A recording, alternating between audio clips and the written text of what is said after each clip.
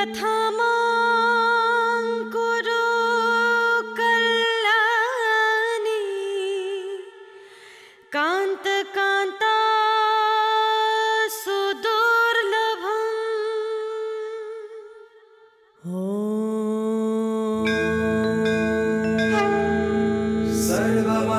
सर्वमङ्गलमाङ्गल्ये शिवे सर्वार्थसाधिके शरण्ये त्र्यम्बके गौरी नारायणी नमोऽस्तुते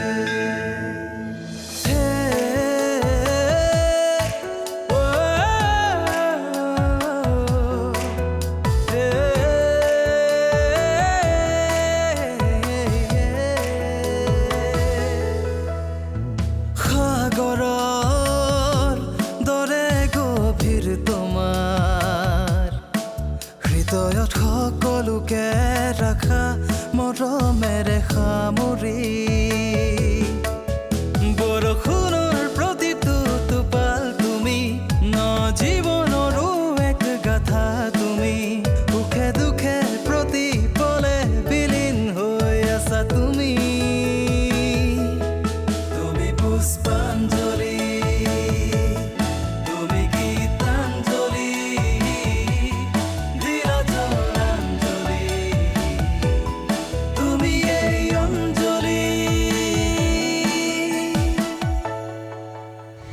সকলোৱে বিচাৰে ঘৰত এটা বা এজনী নাতি হওক পুতেকৰ বিয়াৰ পাছত প্ৰত্যেকজনী মাকে এটা নাতিৰ সপোন দেখে কিন্তু তুমি তাৰ সম্পূৰ্ণ ওলোটা কিয় মা কোনো মাকে নিবিচাৰে যে নাতিৰ লোভত নিজৰ পুত্ৰৰ মৃত্যু হওক বাইদেউ ইয়ালে এপাক অহা হলে ভাল আছিল নেকি সুধি চাব পাৰা নাহো বুলি ক'লে জোৰ কৰিব নালাগে মানুহে সুধিলে আমাৰ গা বেয়া বুলি ক'লে নেকি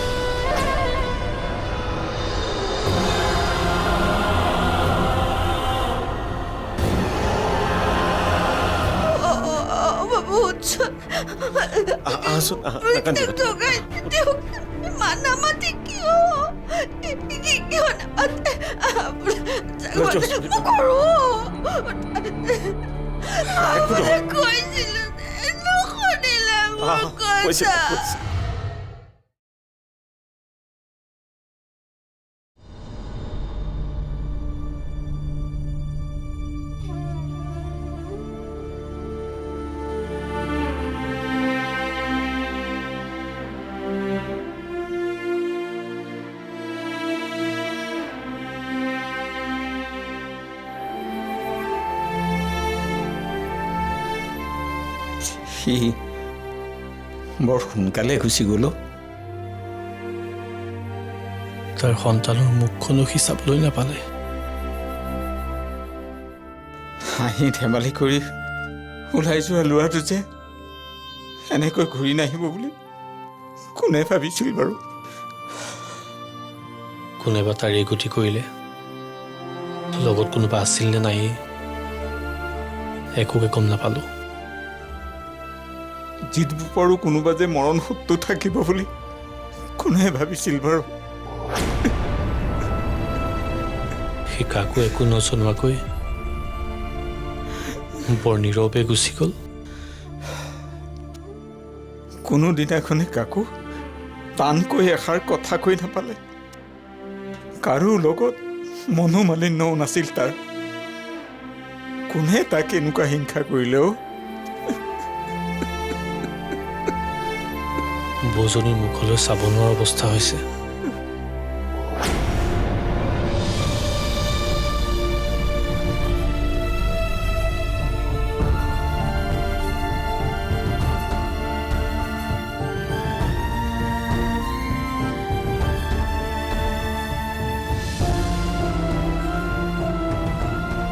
এনেকুৱা এটা সময়ত তোমাক কি বুলিনো সান্তনা দিওঁ কেনেকেনো ধৈৰ্য ধৰিবলৈ উপদেশ দিওঁ একো ভাষাই বিচাৰি পোৱা নাই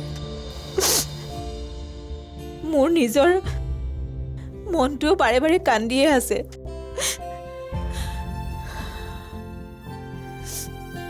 যিমানেই কান্দিছো সিমানেই জিতৰ কথা মনলৈ আহি আছে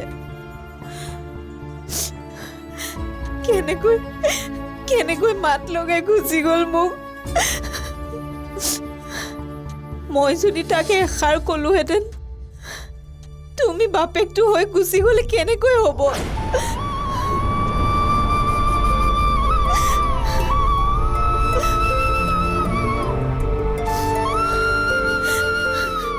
মোৰ গৰ্ভত থকা সন্তানটো মোতকৈ বেছি দুৰ্ভগীয়া খুৰী।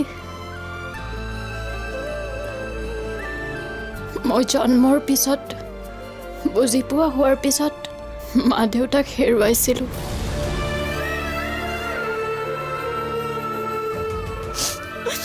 সন্তানটোৱে জন্মৰ আগতেই বাপেকক হেৰুৱালে। মাকক বা কেতিয়া হেৰুৱাব লগা হয় তাৰনো কি ঠিক আছে? কান্দা পুষ্পা, চিটোৰ দুখতে অলপ কান্দি দিয়া। চকু পানীবোৰ ওলাই আহিলেহে অন্তৰত থকা দুখবোৰ গলি গলি ওলাই আহিব।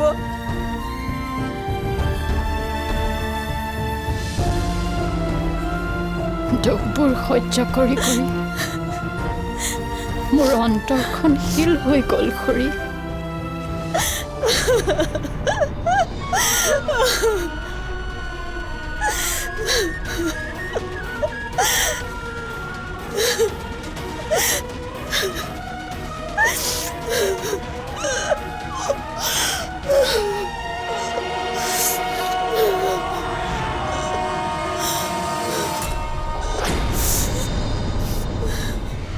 এনেকুৱা লাগে সি যেন এতিয়াও আমাৰ ঘৰৰ ভিতৰতে ক'ৰবাত আছে।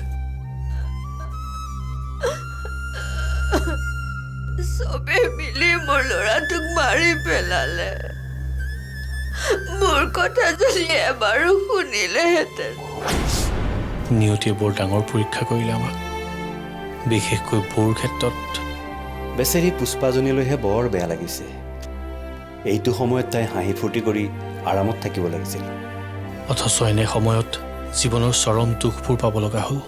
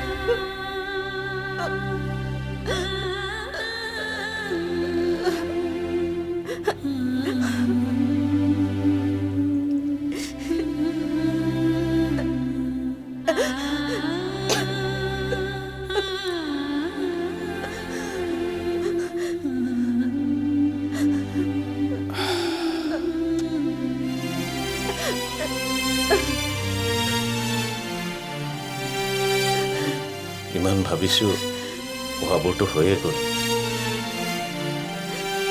এতিয়াতো আৰু বাস্তৱক স্বীকাৰ কৰি লোৱাৰ বাহিৰে আমাৰতো একো উপায় নাই। তথাপি দেখোন মনটোৱে মানিব নোখোজে। এনেকুৱা লাগে সি যেন এতিয়াও আমাৰ ঘৰৰ ভিতৰতে ক'ৰবাত আছে। চবে মিলি মোৰ ল'ৰাটোক মাৰি পেলালে। মোৰ কথা যদি এবাৰো শুনিলেহেঁতেন। কোনোবাই মঙল চাই এনেকে ভৱিষ্যতবাণী কৰা কথাটো যে মিলি যাব, সেয়া কোনে জানিছিল? মিলি যায়। এই জন্ম বাৰু সকলোবোৰ কথা মিলি যায়। এই কথাবোৰকে মই কাকো বুজাব নোৱাৰিলো। চবে মিলি মোৰ ল'ৰাটোক মাৰি পেলালে। আপুনি বাপেকটো হয়ো। এতিয়া অকণমান মনে মনে থাকা। আমিতো জানি বুজি একো কৰা নাই। কৰিছে, আপোনালোকে জানি বুজি সকলো কৰিছে। মোৰ কথা বিশ্বাস কৰিলে আপোনালোক অন্ধবিশ্বাসী হ'ব। মোৰ কথা অদৰকাৰী। এতিয়া দৰকাৰী কথা কোৱাবোৰে মোৰ ল'ৰাক ঘূৰাই আনক। পাৰিব জিতক ঘূৰাই আনিব। যোৱাবোৰ গুচি গ'ল, এতিয়া সি এৰি যোৱাবিলাকৰ কথাহে আমি ভাবিব লাগিব। সি এৰি যোৱা একো বস্তু নালাগে মোক জিতকহে লাগে। সি যাক এৰি গৈছে সেইবোৰৰ মোৰ ওচৰত জাবৰৰ সমানো মূল্য নাই। মোক জিতক লাগে, জিতক।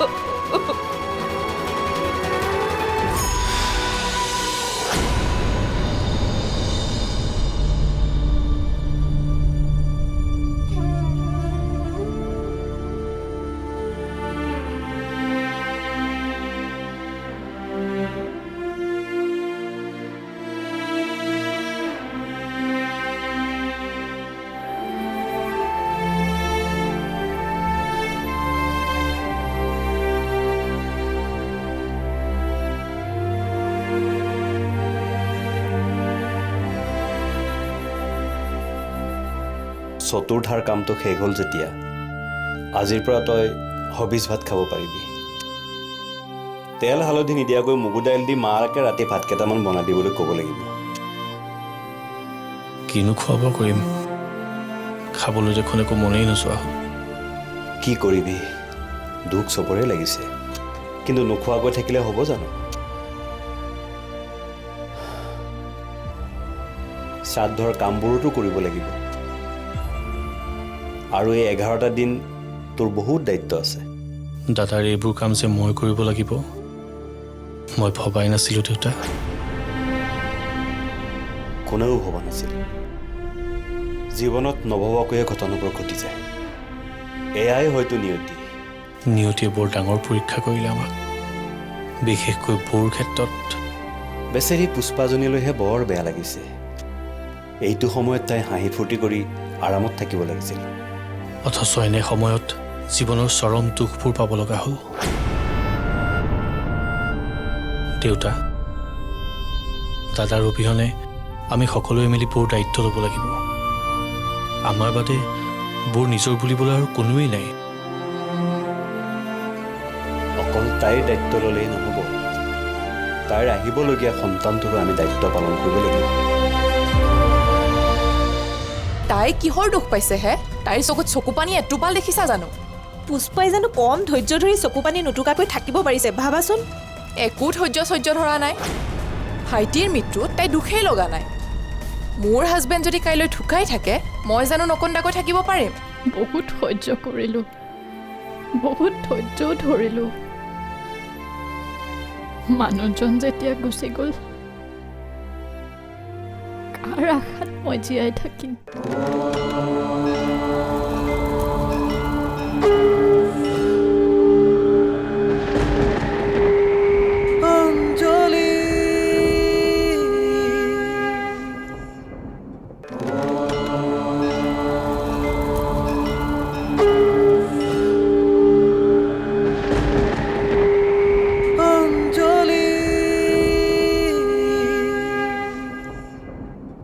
ঘৰৰ কাৰো বাধা নামানি জোৰা চোৰা নহা ছোৱালী এজনী বিয়া পাতোতেই মই জানিছিলোঁ এজনী ঘৰ সোমোৱাৰ পাছত বা কাৰ কি অমংগল হয়।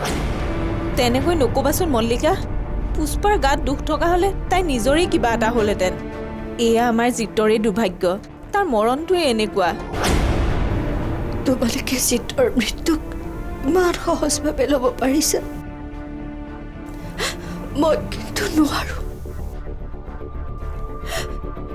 কাৰণ মই তাৰ মাক তাৰ অভাৱ কোনেও পূৰণ কৰিব নোৱাৰে। সি মোৰ একমাত্ৰ ল'ৰা। হ'লেও বাইদেউ, আমি পুষ্পাৰ গাত দুখ দি থাকিলেনো কি হ'ব?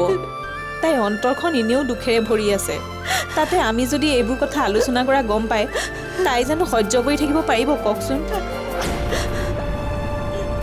তুমি যে তাইৰ দুখখিনি ইমান বুজিছা, মাৰ দুখখিনি বুজা নাই কিয়?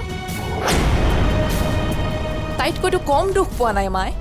আৰু তাই কিহৰ দুখ পাইছে হে? তাইৰ চকুত চকু পানী এটোপাল দেখিছা জানো? পুষ্পাই জানো কম ধৈৰ্য ধৰি চকু পানী নুটুকাকৈ থাকিব পাৰিছে? ভাবাচোন। একো ধৈৰ্য ধৰা নাই।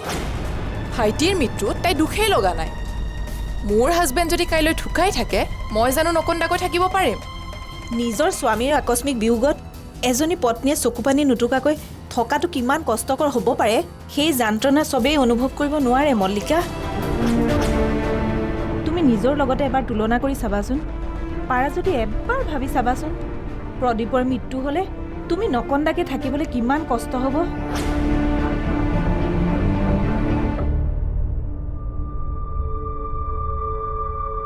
মঞ্জুৱে তাইৰ দুখবোৰ খুব ভালদৰে বুজি পাইছে।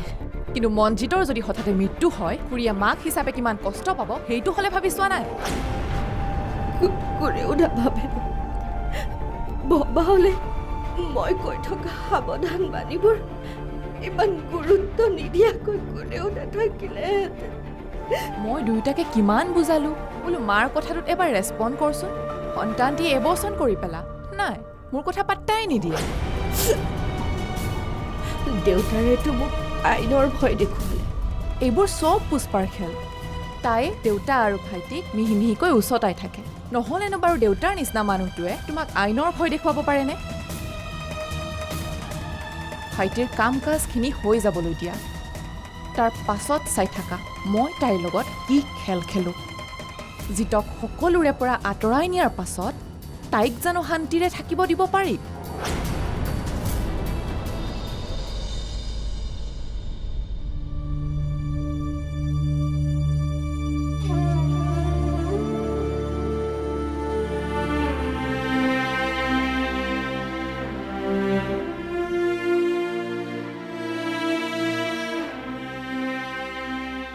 তোৰ মনৰ মাজত কি চলি আছে মই ভালকৈ বুজি পাইছোঁ। সাগৰ ইমান ডাঙৰ হোৱাৰ পাছতো তাৰ দেউতাক যেতিয়া ঢুকাইছিল, মোৰো অন্তৰখন এনেকৈ শূন্য হৈ পৰিছিল। তোৰ বেদনাখিনিও যে তাতকৈ কম নহয়, তাক মই ভালকৈ উপলব্ধি কৰিব পাৰিছোঁ।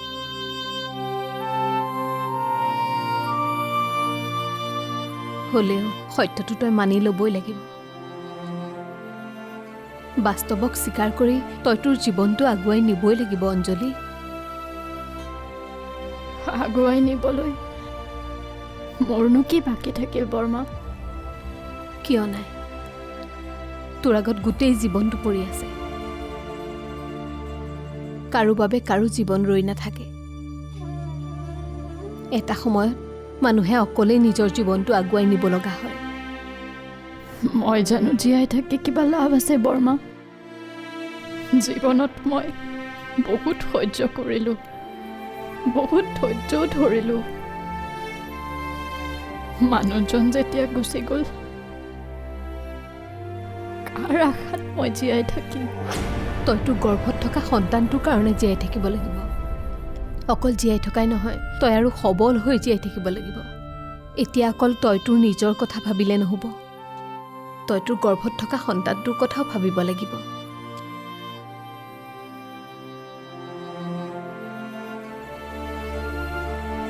মই যেন একো কথা ভাবিবই নোৱাৰা হৈ গৈছোঁ।